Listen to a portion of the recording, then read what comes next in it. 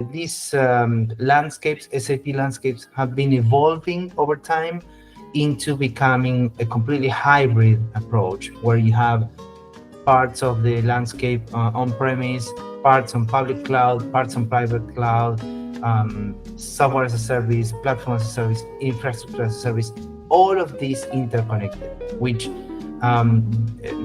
makes organizations embrace, which is a good thing, embrace new technologies, embrace innovation, increase the pace of innovation and the speed of technology adoption, but it could leave them exposed to new risks and potentially misconceptions of who has to deal with what, and understand the technology, understand the risks, the vulnerabilities.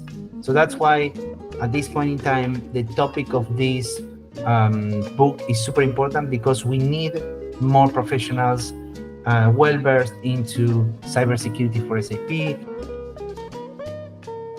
It would teach readers first the fundamental about cybersecurity, the whole CI triad.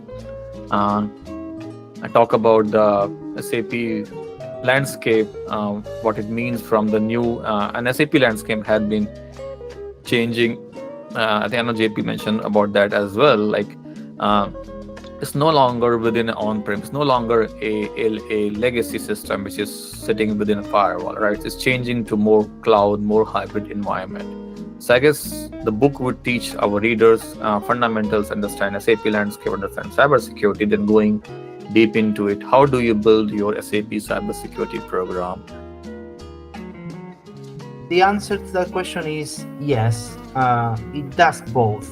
I would say it's more of a foundational book, though, because we go into the foundational concepts of security, of SAP technology, because what's very important is that to understand how to secure something, you need to understand also how that something works, or what are the caveats, interconnections, what is the technology, what are the services.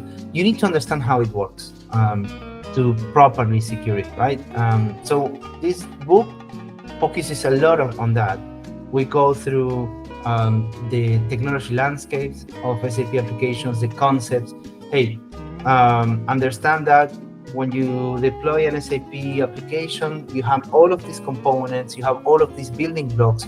We start going from the more generic concept of, for example, a landscape or a product. Hey, I install S4HANA. Okay, now we start digging deeper and deeper into what it means, ultimately going into the specific services and configurations and concepts related to that.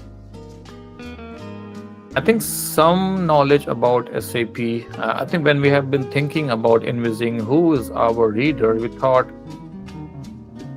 it would be somebody who knows about SAP, maybe our SAP security for professionals who are still doing traditional security, maybe an auditor, maybe our compliance folks, maybe a basis person, or it can be a InfoSec person, or even CISO who kind of still thinks SAP is a black box.